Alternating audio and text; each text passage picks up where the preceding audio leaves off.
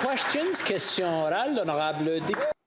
The honourable member for Mégantic l'Érable. Monsieur le Président. Mr. Speaker, as a Canadian today, I'm disappointed. This morning, the Prime Minister finally deigned to speak to the House of Commons about his decision to run roughshod over Canadian democracy by invoking the Emergencies Act all across Canada. He had a unique opportunity to justify his resorting to this extreme legislation to solve the crisis that he himself created. He failed. He failed to show that this legislation was necessary in the circumstances. But my question is, why is this government using such radical legislation just to protect the Prime Minister's own leadership? The Honourable Deputy Prime Minister. Mr. Speaker, this siege and the blockades are causing significant damage to our economy. The international community needs to see Canada as a safe place to invest and do business. The obstruction of the Ambassador Bridge interrupted trade worth $390 million a day. Those costs are real. They threaten both big and small businesses, and that is why we must take action. The honourable member for Mégantic l'Érable. Mr. Speaker, I think the Finance Minister should update her talking points. There is no longer any blockade in Windsor. That's over. We don't need the Emergencies Act there. It has been repeatedly said in the media that foreign groups are supporting the demonstrators in Ottawa, and an intelligence expert stated that there was no evidence to support that allegation, not even any suspicious transactions. Why? To justify, is the Prime Minister basing his decision on facts that don't even exist according to his own experts? The Honourable Deputy Prime Minister. Mr. Speaker, business leaders in Canada know that these illegal blockades cannot go on, and they supported the necessary action our government has taken. Goldie Heyer, president of the Canada Business Council, said this week, we salute this decision as a step towards bringing the illegal blockades to an end all across the country and respect for the rule of law. That's precisely what we're doing, Mr. Speaker. The honourable member for Mégantic l'Érable. Mr. Speaker, I would repeat to her, there are no longer any blockades at the borders. Those have been resolved without the Emergencies Act. That's the reality. The Emergencies Act is a first. This is the first time it's been invoked. The War Measures Act was only used 3 times for the World War I, World War II, and the October crisis. Last week, the Prime Minister said there was no need for further measures, and then all of a sudden on Monday, he invoked the Emergencies Act. Bang. Can the government say what happened between Friday and Monday for the Prime Minister to flip-flop in such a short period of time? The Honourable Deputy Prime Minister. Mr. Speaker, as we did during the NAFTA negotiations, our government will always do what is needed to protect our workers and the national interest. We defended Canada during the NAFTA negotiations, and now we're defending Canada, defending Canadians against these illegal blockades and occupation. That's what we must do, and that is what we will keep doing. Surrey White Rock. Thank you, Mr. Speaker. The Prime Minister and the Emergency Preparedness Minister have repeatedly stated that foreign extremist financing is behind Canadian protests. At Public Safety Committee last week, Deputy Director of Intelligence for FinTrack, Barry McKillop, stated that there is no evidence to back up these claims. In fact, he stated, quote, there has not been a spike in suspicious transactions related to the protest, end quote. Why is the Prime Minister offside with Canada's national security experts? The Honourable Deputy Prime Minister. Mr. Speaker, I spoke yesterday with the head of FINTRAC, and we are in close touch with that very important organization. The reality, her deputy, the reality, Mr. Speaker, is that FINTRAC lacked the necessary authorities to oversee the new world of cryptocurrency and crowdsourcing and payment platforms. With these measures, Mr. Speaker, we have enhanced the authorities of FINTRAC, and that is allowing us to stop the illegal funding of these illegal blockades. The member for South Surrey, White Rock. Mr. Speaker, this morning the Prime Minister contradicted two of his ministers who had stated that the application of the Emergency Measures Act would be geographically located. The PM said it would apply to all of Canada. All the border crossings in BC, Alberta, Manitoba, and Ontario have been cleared. The majority of premiers clearly say this government overreach is interfering in their jurisdictions.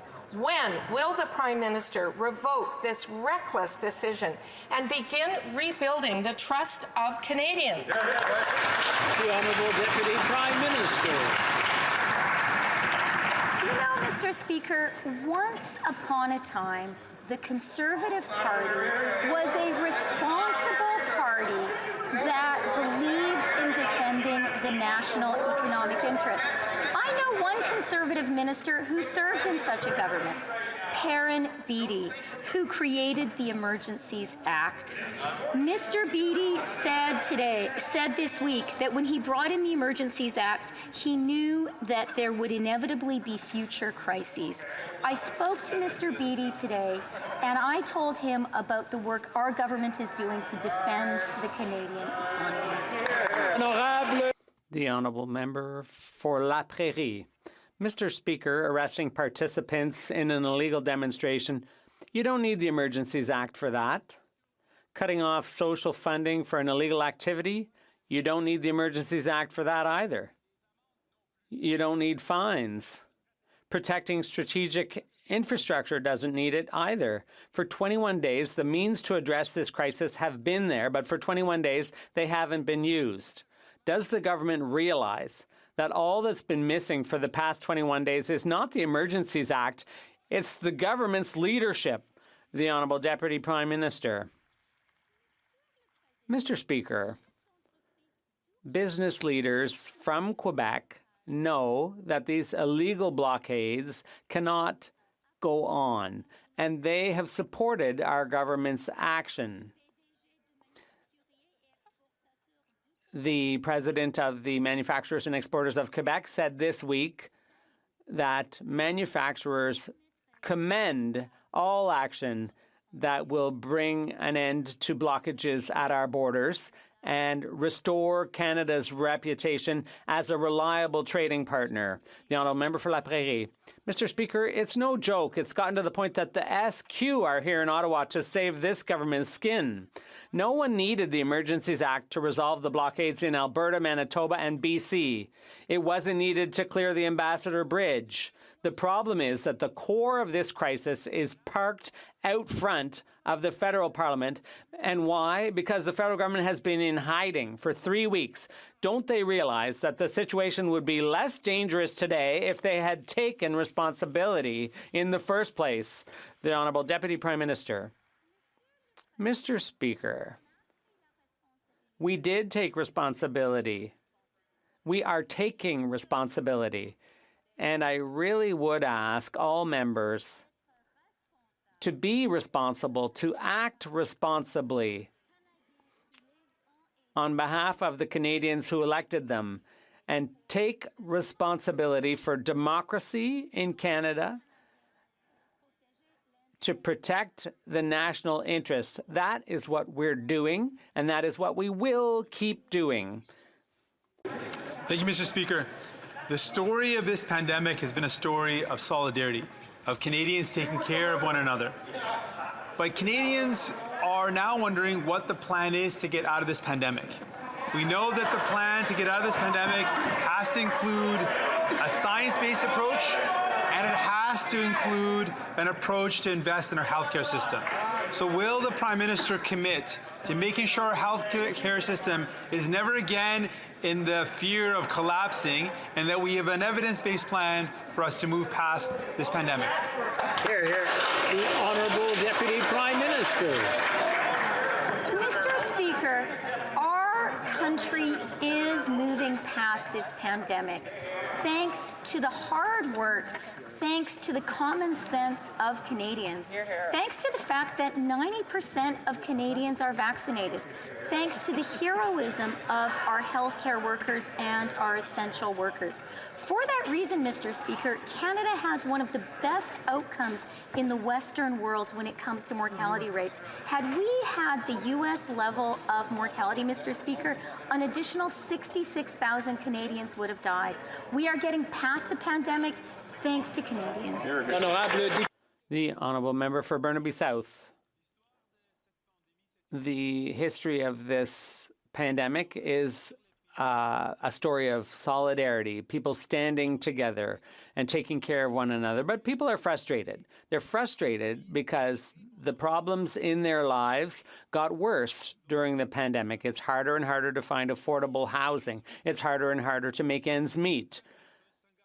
Will the Prime Minister undertake to work together to solve those problems in people's lives? The Honourable Deputy Prime Minister.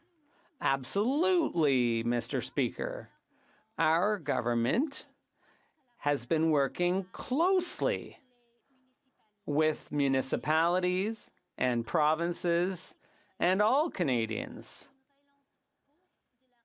to get a strong recovery from the COVID recession. And the good news is that Canada's GDP is now at the same level it was before COVID. We've recovered all the lost jobs. We still have some work to do, and we will do that together. The honourable member for Bellechasse-les-Etchemins-Lévis. Mr. Speaker, the Prime Minister can't justify the use of the Emergencies Act. He can't explain which tool has been used, which steps were taken before this exceptional legislation was resorted to. He can't cover up his lack of leadership and his missing in action approach. I'd like him to enlighten us today. What tools and what steps were taken in the past weeks that failed so badly as to justify resorting to the Emergencies Act, Mr. Speaker? The Honourable Minister of Public Safety. Mr. Speaker, I'd like to thank my colleague for her question. The government has taken a lot of concrete steps to deal with the illegal blockades. For example, we offered more resources to police forces, and the results yielded some progress, but at the same time, the blockades have caused a lot of frustration for police. That's one of the reasons why we introduced the Emergencies Act, and we will continue to provide all the tools police need. Thank you. The honourable member for Bellechasse-les-Etchemins-Lévis. Mr. Speaker, Quebec and other provinces have the situation under control, and they did it without using the Emergencies Act. And they want nothing to do with that legislation. And they've been told that. But the Prime Minister has resorted to exceptional legislation without consulting anyone. Will he respect the will of those provinces who want nothing to do with this legislation, like Quebec? The Honourable Minister. The short answer is yes. We consulted with all the provinces and territories, and the way this Emergencies Act works is in cooperation with all provincial authorities. Our duty is to keep working with the provinces and territories and the municipalities and local police to put an end to these blockades. It's time for that now. Thank you. The honourable member for Richmond-Athabasca. Mr. Speaker, for 3 weeks, the Prime Minister has done nothing. He poured oil on the fire by provoking demonstrators and even went into hiding during this crisis. And now, in order to boost his own image, he's invoking the Emergencies Act.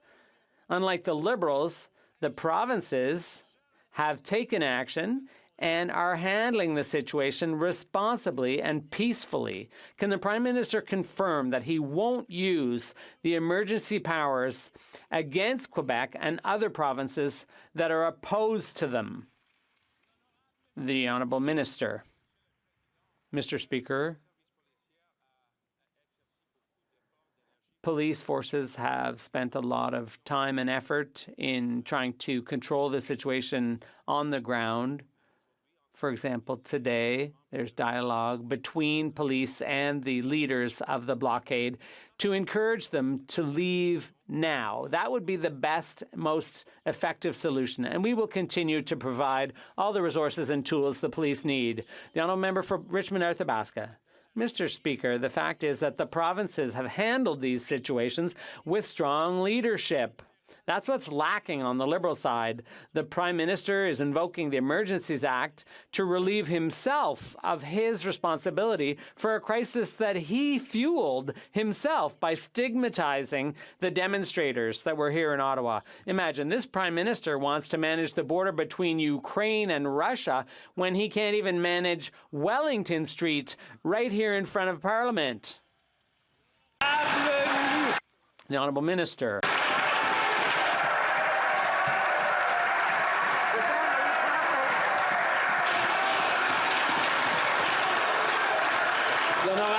The Honourable Minister of Public Safety.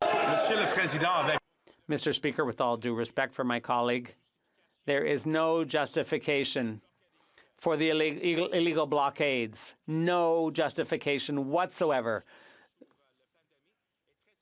The debate about the pandemic here in the House is very important, but the way the blockades are out there in the streets and at the borders, that's unacceptable. And that's why we introduced the Emergencies Act to help police put an end to the blockades. Thank you. Middlesex, London. Thank you very much, Mr. Speaker. And the lack of this action from this government has resulted in the reactive to ending the protests and blockades. In invoking the measures, the Emergencies Measures Act is the most reactive step taken to date. Mr. Speaker, Canadians are looking for hope and for a plan. This government decided to vote against having a plan. What proactive steps did the Prime Minister actually take prior to putting in into these restrictions? None. The Honourable Government House Leader. Thank you, Mr. Speaker. And of course, we've been clear of being there every step of the way to support law enforcement as this situation continued. But I think it's important to reflect on the steps the Conservative Party took during this process, starting with the interim leader who said that I don't think that we should ask these people to go home, inferring that they should take this as a political opportunity. The member for Carleton, who's a leadership aspirant, saying that I stand with the illegal activity that is occurring outside, saying that he should keep the momentum going. And of course, this continues with the member for Yorkton Melville, Saskatoon Grassland, Cypress Hills Grassland. Again and again and again, they encourage that.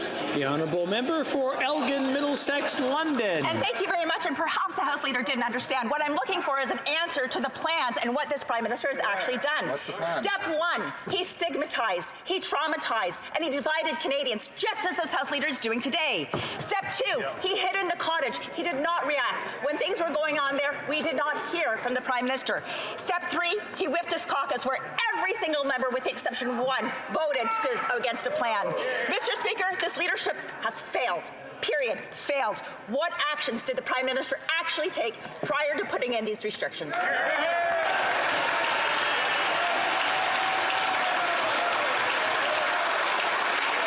The Honourable Government House Leader. Every one of us walks through what is going on outside every day. We see the residents of Ottawa be terrorized by this illegal occupation that's occurring, and I want to ask the members opposite, will they stand today clearly, every single one of them, and say it's time to go home? Will they stand, every single one of them, to stop tweeting, stop encouraging, stop saying things like keep the momentum going, and instead ask for those folks who are outside to go home, to make sure that this illegal activity is not something that a party that's supposed to be standing for law and order stands with?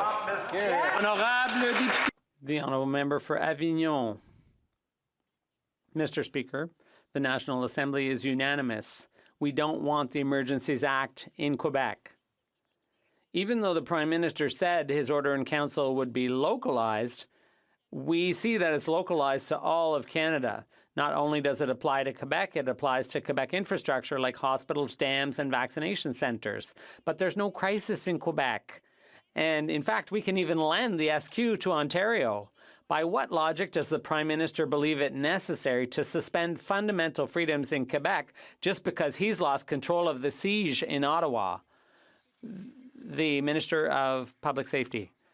Mr. Speaker, that's not how the law works.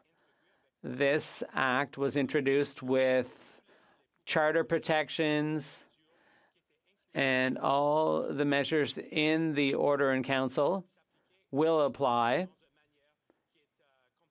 in a way that's consistent with the Charter. Thank you very much. The honourable member for Avignon. Mr. Speaker, the situation was resolved at the Ambassador Bridge, in Coutts, and in Manitoba. In Quebec, the situation was always under control. Only in Ottawa is the situation still going on, right in the Prime Minister's backyard. The national crisis is over. The use of the Emergencies Act is unwarranted. The curtailment of fundamental rights across Canada is unjustifiable. While the Prime Minister's opponents accuse him of being a dictator, which is, of course, completely untrue, does he not realize that he is now giving them arguments that that he's irresponsible? The Honourable Minister. Mr. Speaker, the facts are facts. The Bloc cannot start inventing things.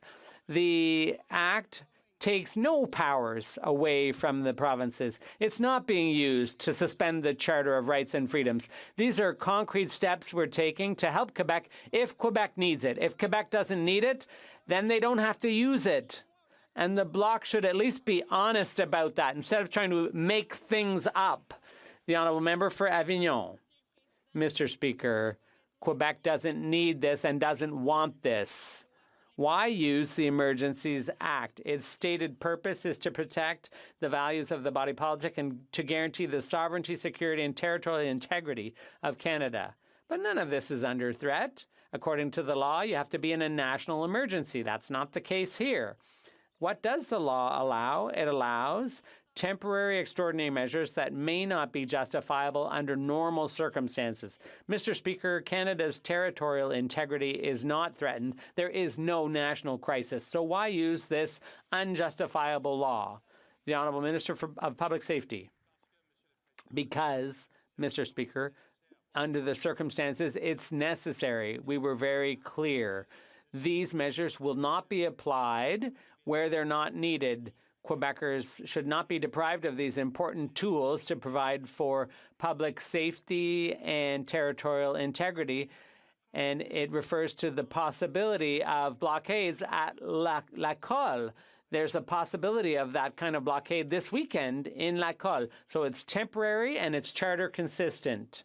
Earlier this week, I asked the finance minister what she was doing to control the skyrocketing cost of living. All she did was shift blame, and she avoided the question. Yesterday, we received the news that we were all dreading. Stats Canada says the Consumer Price Index rose 5.1% in January, the worst it's been in over 30 years. Mr. Speaker, paychecks no longer go as far as they used to, and Canadians are getting left far behind. So I will ask again, what specifically is the minister doing to get inflation under control? The Honourable Deputy Prime Minister. Mr. Speaker, unlike the Conservatives, Canadians understand that inflation is a global phenomenon. And here are some numbers to back that up. The latest inflation number in Canada was 5.1%. In the US, it was 7.5%. In the UK, it is 5.5%. Our inflation is lower than the G7 average, which is 5.5, the G20 average, which is 6.1, and the OECD average of 6.5%. Canadians understand, Mr. Speaker. It's time for the Conservatives to understand as well. Well, member for Abbotsford. Well, for months now, this Liberal minister has been claiming that inflation was transitory. Nothing to see here, folks. And this week, Stats Canada proved the minister wrong. Inflation is up again at 5.1%, the highest it's been over 30 years. Prices for fish up 8%, for beef up 12%, bacon 19%. How does this minister expect Canadians to put food on the table? When is this government going to realize that it has lost complete control over inflation?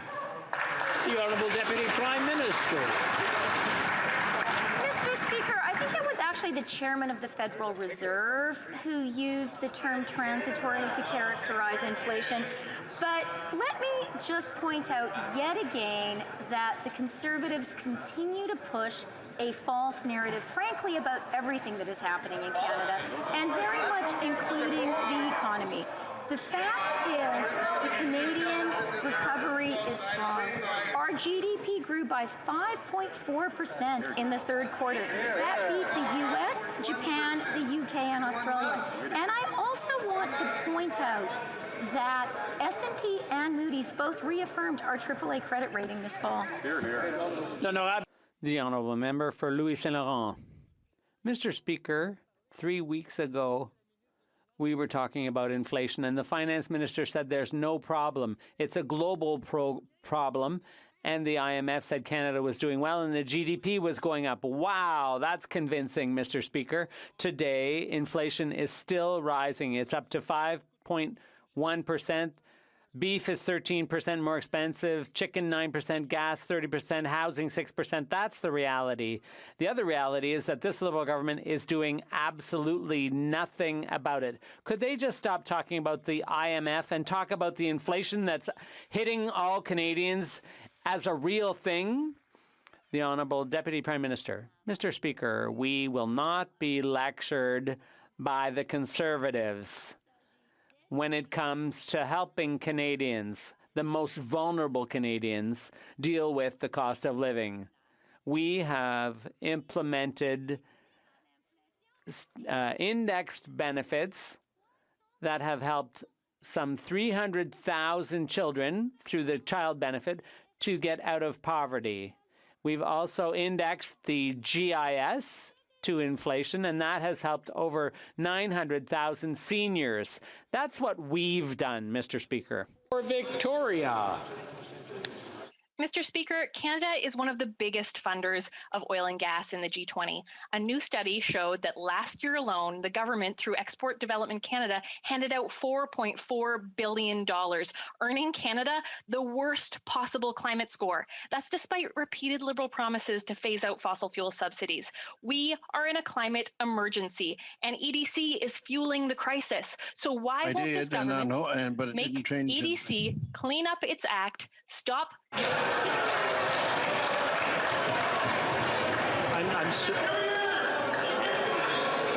Order. I'm sorry. That was a technical error where somebody had their microphone on. I'm going to ask the Honourable Member for Victoria to start from the top so that we can hear her full question. The Honourable Member for Victoria. Mr. Speaker, Canada is one of the biggest funders of oil and gas in the G20. A new study showed that last year alone, the government, through Export Development Canada, handed out $4.4 billion, earning Canada the worst possible climate score. That's despite repeated Liberal promises to phase out fossil fuel subsidies. We are in a climate emergency, and EDC is fueling the crisis. So why won't the government make EDC clean up its act, stop giving billions to big oil and gas, and start standing up for Canadians? Honourable Minister. Thank you, Mr. Speaker, and I thank my honourable colleague for her question. In fact, G20 countries have committed to eliminate fossil fuel subsidies by 2025. We in Canada have committed to doing that by 2023. 2 years earlier than our G20 colleagues, Mr. Speaker.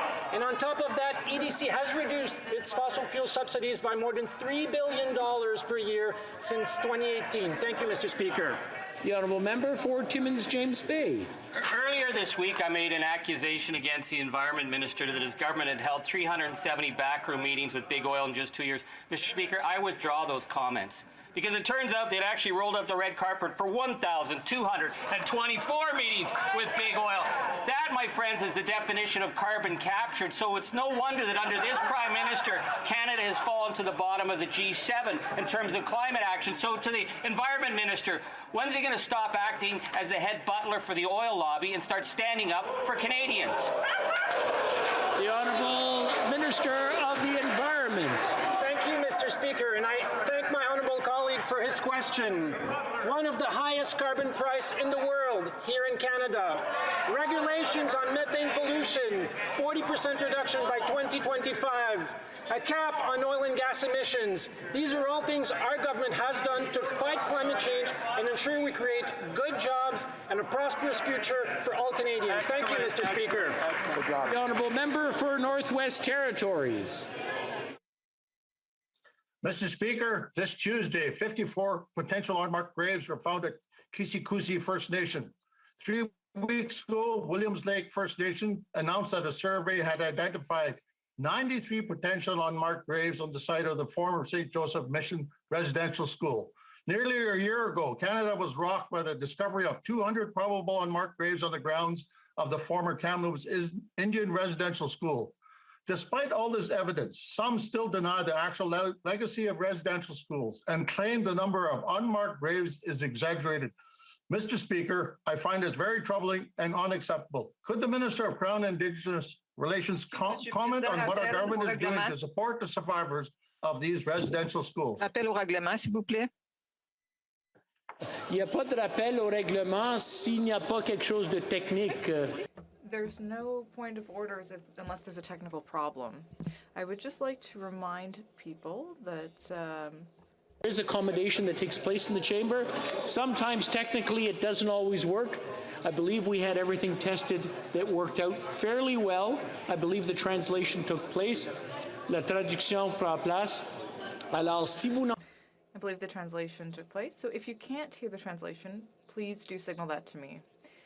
Did anything cut out? Did the translation cut out? No? All right. So in that case, please show a little understanding. So that we can all work together in the House. The Honourable Minister.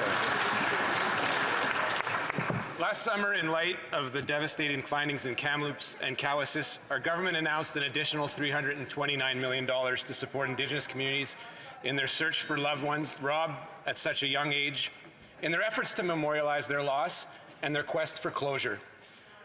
Residential schools were a reality in this country for well over 150 years, and the effects are still felt painfully today. To the survivors who are speaking out, including my friend and member who spoke, as well as those who continue to suffer in silence, we believe you. Canada believes you. The Honourable Member for Fort McMurray Cold Lake.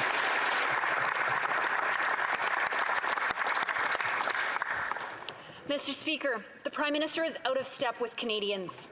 Canadians want and deserve open dialogue after 2 years of uncertainty. This should be about science, not political science, yet this Prime Minister would rather divide and stigmatize instead of giving people the certainty and hope they need. When will the Prime Minister stop doubling down on divisive rhetoric and commit publicly to a specific plan and timeline to end federal mandates and restrictions? The Honourable Parliamentary Secretary. Thank you, Mr. Speaker. Since day one of this pandemic, our government's focus has been the health and safety of our neighbours by following the latest science. The most recent data indicates that the Omicron wave is past its peak in Canada, which allows us to move towards a more long-term approach to managing COVID-19. We intend to follow the science, and we're working closely with experts like Dr. Tam and other public health officials to ensure that we continue to get through this pandemic together as best we possibly can, and that has been through vaccinations. Thank you, Mr. Speaker. The Honourable Member for Renfrew, Nipissing, Pembroke. Mr. Speaker, the Prime Minister's petulance led to the firing of Ottawa's first Black police chief during Black History Month. It's yet another example of the divisiveness fostered by this government. The Prime Minister's own finance minister stood on the Maidan during Ukraine's revolution. Canadians want foreign interference from the Prime Minister's jet-setting resetters to stop. When will the Prime Minister listen to the majority of freedom-loving Canadians and end the mandates? The Honourable Government House Leader. Mr. Speaker, I've had, and I'm sure all members have had, the opportunity to talk to people who come from countries that aren't free, that know what it means to have their freedoms restricted in ways that are not able to live or to share their thoughts or to protest in peaceful ways. But I'm sure, and I would hope that the member opposite would agree that what we're seeing outside, the terrorizing of residents, the harassing of homeless shelters, the inability for Ottawa citizens to continue their life has gone way too far. Please stop supporting these illegal activities and join with us so that our lives can begin to return to normal. The Honourable Member for Bow River. Mr. Speaker, the science has changed. Canada's top officials, including Dr. Tam, have recommended review of COVID policies. We're seeing countries around the world with lower vaccination rates and Canada dropping the restrictions. We're seeing provinces in our own country dropping the restrictions. Is the government going to stick to its word and follow the science? When will the mandates for Canadian travelers who are fully vaccinated, and when will the mandates be totally dropped for the testing for Canadian travelers to return? The Honourable Parliamentary Secretary. Speaker, this transition, including this week's announcement, is possible because of a number of factors, which includes our high vaccination rates and the increasing availability of rapid tests and treatments. As we've said all along, Canada's border measures will remain flexible and adaptable, guided by science and prudence. I have a quote from my colleague opposite, and that is, it starts here. Everyone entering Canada by land as well as by air, irrespective of their vaccination status, will be required to take a rapid test or possibly a PCR test. Where's that from? That's from page 19 of the Conservatives' election platform. Remember this magazine? That one. Thanks, Mr. Speaker. The Honourable Member for New Brunswick Southwest. Well, Mr. Speaker, life moves on and the government needs to move on with it. In December, the Liberals again imposed rigid COVID-19 testings on Canadians living in border communities who travel to the United States and return home, often within a day or within a few hours. The Liberals announced they would replace 72-hour PCR testing with a 24-hour rapid test. This doesn't help our border communities. 24-hour testing will continue to separate families and people in Canada's border towns. When will the Liberals allow Canadians to drive to the United States and come home in a single day without testing? Thank you, Mr. Speaker. The Honourable Parliamentary Secretary to the Minister of Health. Thank you, Mr. Speaker. I'd remind the member again that you campaigned on testing as well, just like we did. While we're in a better position today than we were previously, this pandemic's not over yet. We all want this pandemic to be over, but it's not over yet. The Government of Canada will continue to assess the evolving situation here at home and globally, and while the members opposite continue to shout me down, it doesn't change the reality that this pandemic is not yet over. Thank you, members. The Honourable Member for Joliette. Thank you, Mr. Speaker. The government gave itself the extraordinary power to freeze the bank accounts of people and businesses whose trucks are blocking downtown Ottawa right now. This power flows from the Emergencies Act, which has been in effect since February 14th. It's now the 17th of February. So my question is simple. How many bank accounts of the Ottawa occupiers have been frozen in the last 3 days? The Honourable Deputy Prime Minister. Thank you, Mr. Speaker, and thank you for the question. During a press conference today, I confirmed that we have started to use some of the tools available to us under the Emergencies Act, and that some accounts are now frozen. But due to operational security considerations, we cannot give the numbers today. We will provide the numbers as soon as we can. The Honourable Member for Joliette. Thank you, Mr. Speaker. The truth is that the government has had the power to freeze the bank accounts of illegal demonstrators all along. It doesn't need these emergency measures. It can already do this under the Proceeds of Crime, Money Laundering, and Terrorist Financing Act.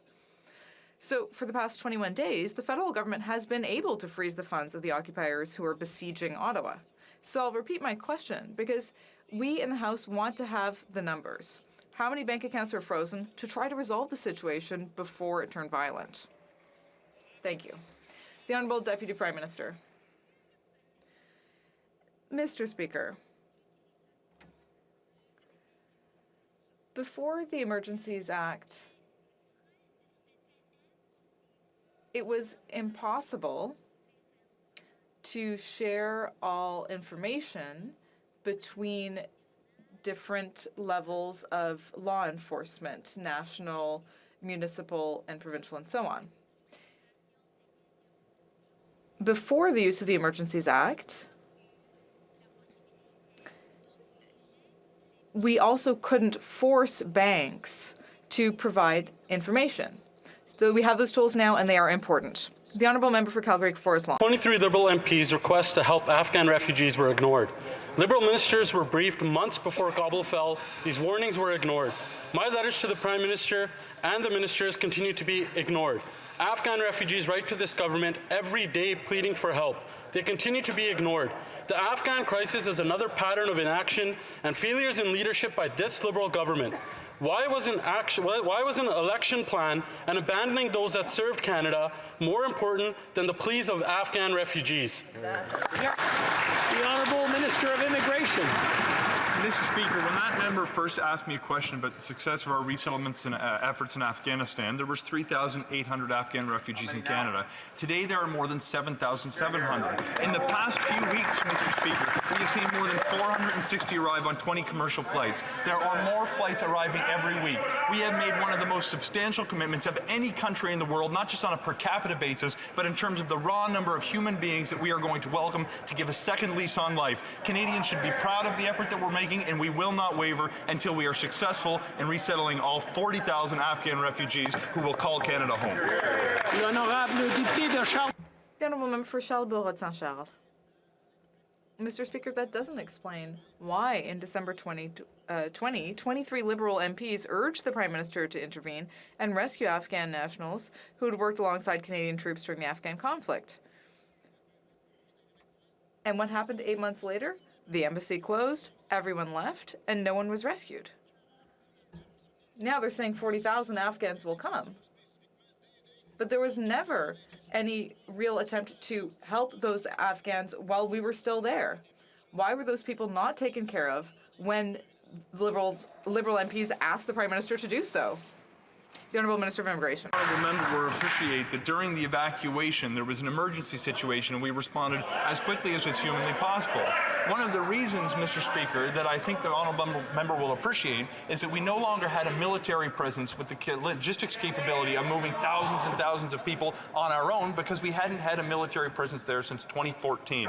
Mr. Speaker, we worked with international partners to rescue thousands of people in the moments of the evacuation. I want to say thank you to my predecessor, now the Minister of Public Safety, for his efforts to resettle thousands of Afghan refugees, and I'm going to finish the job. The Honourable Member for Bruce Grey, Owen Sound. Mr. Speaker, here's some of the damning testimony this week from retired generals about the Liberal government's failure during the fall of Kabul and the government's continued lack of leadership. Quote, "We were the first embassy to depart. That was very embarrassing." Quote, "When this crisis was unfolding right in front of our eyes, we had then, as we do now, urged the government to create an interdepartmental task force with one leader." Mr. Speaker, I'll ask the same question I asked last week. Will the Prime Minister assign one lead minister to solve this ongoing humanitarian aid crisis? The Honourable the Honourable Minister of Immigration. I am the minister who's been appointed by the Prime Minister to lead this effort. We will collaborate with other ministers, including the Minister of Global Affairs, to help ensure that we are successful in partnering with the global community to see this mission succeed. I heard the members opposite heckling about the timing of the election when it came to the Afghan refugee resettlement effort, and I would point out how important that election was because we campaigned on a commitment to increase our level of ambition from 20,000 to 40,000. Their commitment on the other side, while they heckle me, was to welcome precisely 0 Afghan refugees. More than that, Mr. Speaker, they campaigned to end the government-assisted refugees program altogether, which has been responsible for saving thousands of lives. The Honourable Member for Saint-Léonard Saint-Michel. Thank you, Mr. Speaker. Yesterday, this House started debate at second reading of a bill on, and some opposition members raised interesting points, although others just seemed to be practicing their leadership speeches. Can the Minister of Heritage please tell us what C11 will do and what it will not do? The Honourable Minister of Canadian Heritage. Well, Mr. Speaker, I want to thank my colleague for her extraordinary work and also for her wonderful question. The goal of the bill is to ensure that streaming companies invest in Canadian culture. That's it. That means that more Canadian artists, films, and series will be produced. And this will also help the next generation of Canadian creators. We tabled this bill because we're proud of our culture, proud of who we are, and proud of our identity, Mr. Speaker. The Honourable Member for York Simcoe. Mr. Speaker, the Liberals' Maine and Canada housing crisis has gotten out of control. It's the same situation across the country, including my community of York Simcoe. Working Canadians have been priced out of the housing market with no hope in sight. Now, home builders are stopping the construction of new homes. Liberal inflation has caused prices for material to skyrocket. That's right. There are too many ways for builders. There is no way for builders to know the fair market value of the home that won't be ready for at least 2 years. Why is this Liberal government making it even harder for Canadians to own a home? Great question. The Honourable Minister for Housing. Mr. Speaker, the Conservatives are not really serious about housing affordability, because every single time we've brought a measure here to enable Canadians to be able to afford a home, they've voted against it. The first-time homebuyer incentive, all the measures that we've brought. They even voted against imposing a vacancy tax on foreign-owned, non-resident properties. So they're not serious. They're full of rhetoric, and Canadians see through them. We will take additional measures to improve the first-time homebuyer incentive and turn more Canadian renters into homeowners. Let's see if they vote against that. The Honourable Member for Yellowhead. Mr. Speaker, $400 billion newly created cash has driven up consumer prices, and constituents in my riding, especially seniors, can't afford their basic necessities. In addition to rising consumer prices, electricity and heating bills are increasing due to the carbon tax, which is to increase again on April 1st. Mr. Speaker, when will this Liberal government finally quit making false promises and create a real economic plan for all Canadians, especially those who are struggling to meet their basic needs? The Honourable Deputy Prime Minister. Mr. Speaker, the Conservative MP began his question talking about government spending, which he seems to deem excessive. So I'd like to remind him that he, together with every single Conservative there, actually ran on an election platform proposing higher spending in 21-22 than the Liberals did. They proposed a $168 billion deficit. We proposed a $156 billion deficit. So could the party of flip-flops tell Canadians what they stand for today? The Honourable Member for Brantford Brant.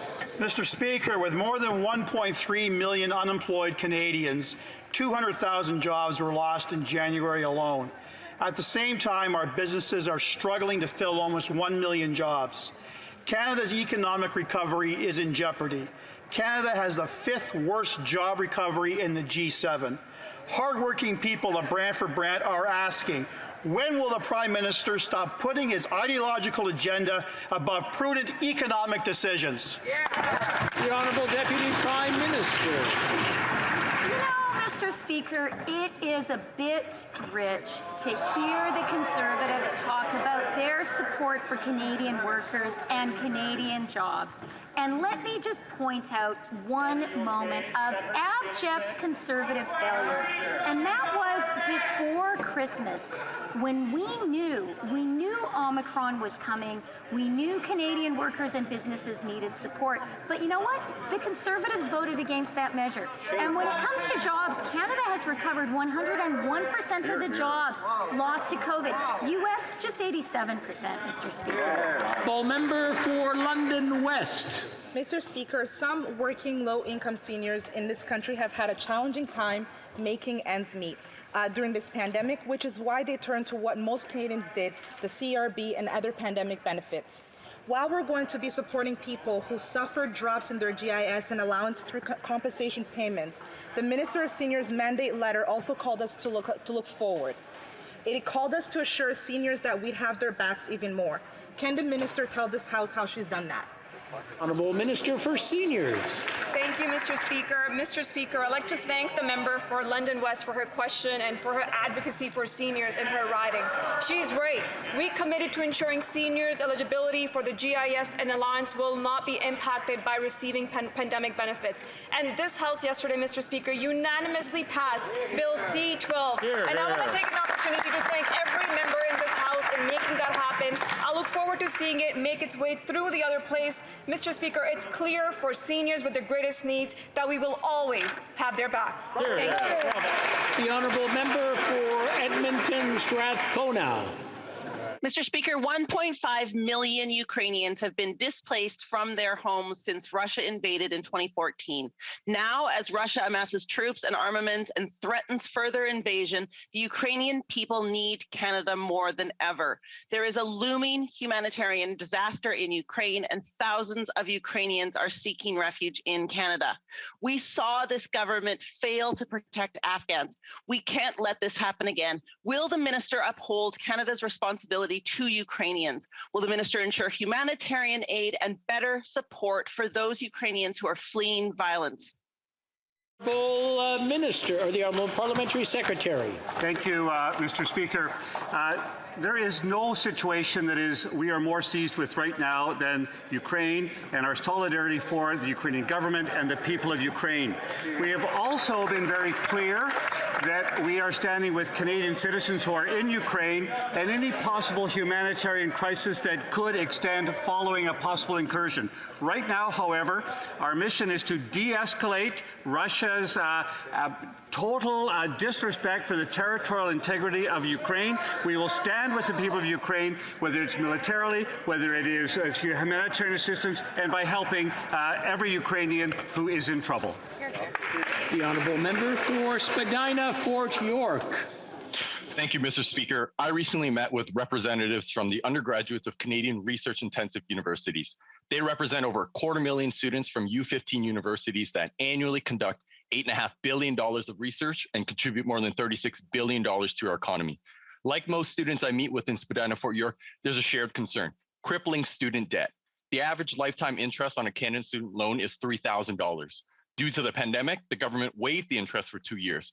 Mr. Speaker, more must be done. Can the Parliamentary Secretary to the Minister of Employment, Workforce Development, and Disability Inclusion inform this House, when will the government permanently eliminate interest on Canada's student loans? The Honourable Parliamentary Secretary. Thank you, Mr. Speaker, and I thank the honourable colleague for his question. Young Canadians and students must be at the centre of our recovery, and we're proud that our response during the pandemic was one of the largest youth support packages in the world.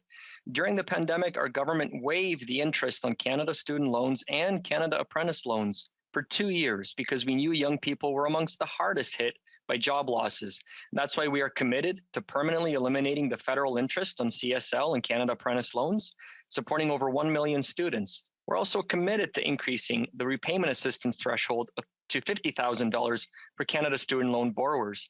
We will continue to be there, Mr. Speaker, to help Canadians transition into the workforce. Thank you. I'm afraid that's all the only time we have for today, and I just want to say thank you to everyone. I know this week has been very, very difficult, very emotional, very heated, and I just want to say thank you for today because it was very nice to see everyone respectively. Nous avons deux rappels au règlement. We have 2 points of order. Is rising on a point of order. Merci beaucoup, Monsieur le Président. Thank you, Mr. Speaker. I have a great deal of respect for the member for the Northwest Territories, but I have even more